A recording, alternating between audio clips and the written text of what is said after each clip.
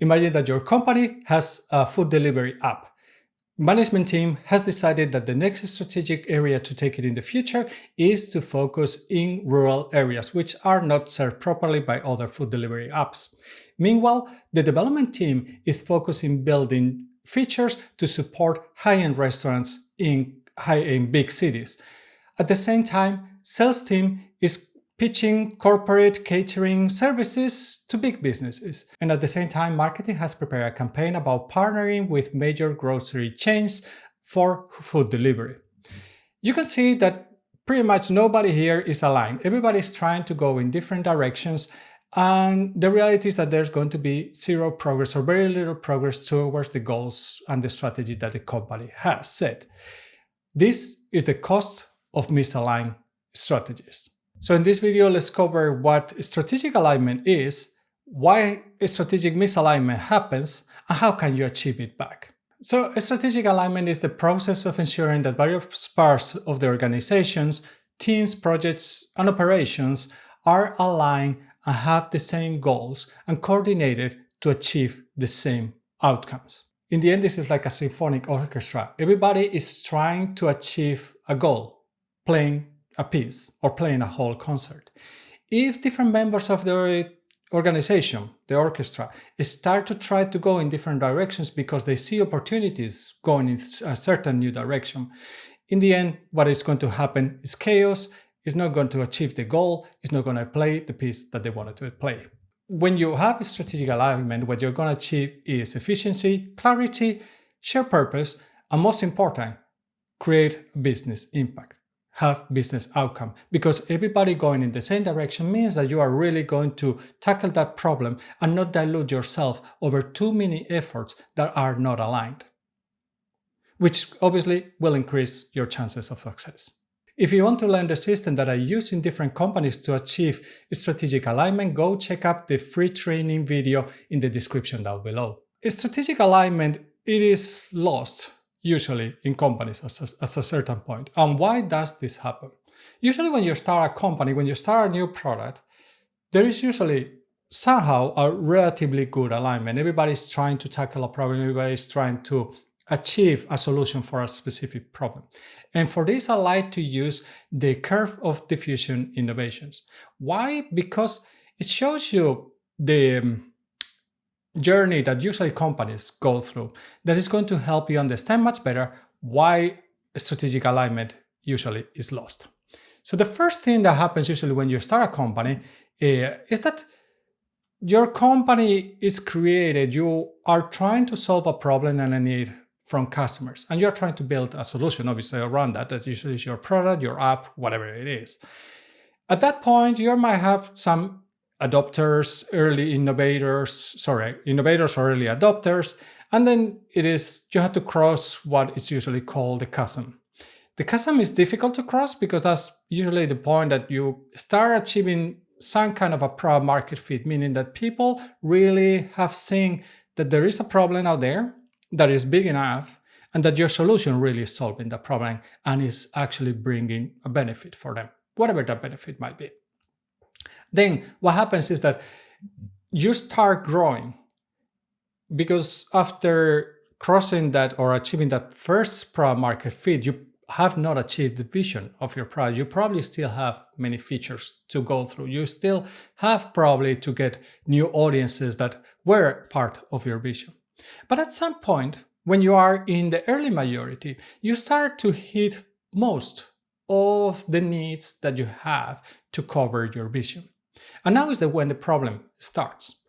Because once you start achieving your vision, then different teams are going to try to move forward potentially in different directions. So sales, for example, as I said earlier with the food delivery app, they might try to start working with corporate catering for big companies. While the development team has identified that there's a big opportunity working with those high-end restaurants in big cities. Here the problem is that those might be great opportunities, but if you have a set and a strategic alignment, or if you have not set an alignment or strategy, teams are going to try to find what are the needs that are out there and see which ones they see that are more important and try to solve them, try to address them, and try to bring that solution to that market. So if you don't have a strategic alignment, whether you have a strategy or you don't, hopefully you have a strategy, then if there's no understanding of the strategic goals and people are not aligned around those strategies, everybody's going to pull in different directions. And this is what happens usually in companies. When they achieve their vision, there is no new vision. There's no clear new vision. There's no clear new goals. Who are we doing this for? Who are going to be the next customers to go for? And everybody tries to spread and try to find them. And different teams with different ideas, and even within the same teams, it's going to happen with different individuals thinking that we should be doing something different. Strategic alignment is going to solve this. So now let's talk about how can you solve a strategic alignment, or how can you achieve a strategic alignment within your company. So the first one should be rather obvious by what I said now, is that first you have to have a very clear vision and a strategy for all the teams that are involved. Not all the teams necessarily in the company are going to be working for the same product, because you can be a multi-product company, a multi-business company, but everybody working in that product should be aligned. Meaning that it's not enough to say that your vision one time and tell it to everybody. It's not enough to set up your strategy and tell it one time to everybody, because people forget about it. So you had to repeat, you had to make sure that everybody understands that you are going for this target, that you are committed for this specific set of customers, or this new feature set that we need to improve or change the product with. This is going to already help you prevent a drift in different directions. And if you're a product person, you should be prioritizing against these strategies and not prioritizing other potential opportunities that you see out there just because they sound like a good opportunity. You have to understand what is the company strategy, and you should align with it. Next, you should create operations, systems, foment collaboration and communication across teams. You cannot just leave it to chance. You cannot just hope that teams are going to sit down together and start working together. Most of the teams usually are going to work in silos. This is a common thing. Sales team is going to try to find out the best opportunities and not necessarily align with product development team. Marketing might be doing the same. If every team is going in different directions and you as a leadership team, as an executive team, are not driving that collaboration, are not driving that common understanding, then you're going to have a problem, because nobody is bringing the big picture into the daily work. And this is how you can prevent misalignment or strategic misalignment. And finally, you have to set up common goals and metrics that will ensure that alignment. You probably have seen it many times where different teams have very different sets of goals, OKRs, KPIs that they are using to perform to measure the success of their implementation, the success of their work. But if sales team has a different set of goals than the goals that the development team has. So let's say that sales team has something related to just the number of sales that they have out there, without having any specific scope of who to sell to, which industries. It goes the same for the development team. They just have something very vague, like, hey, if you create a roadmap and you deliver based on that roadmap, then you get your goal is accomplished. So it's like, again, is what is in the roadmap a valid item?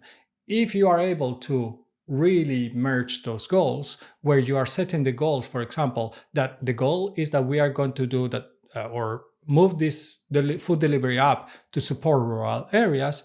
It's like, what are the goals related to supporting rural areas that would apply to both sales, development, and of course other teams like marketing. So you have to set that common goals that everybody is going to work towards. If you do this, everybody's success is then tied to the same outcomes. There's accountability that will naturally follow, and cutting through the basically department silos that usually you will have in the company. So if you're an executive or a leader in a software company who's trying to stop this drain of development plans not going according to the strategy, and you want to start driving real business impact and growth, I put together a free training that is going to help you set up those pieces, and that is those strategies that are going to help you move forward achieving strategic alignment. Go check the link in the description. If you want to know more about how I work and how I look into companies' product roadmaps and how to align them to a strategy, go and check out this video where I reviews Buffer's public roadmap and see if it's aligned with their strategy. See you in the next one.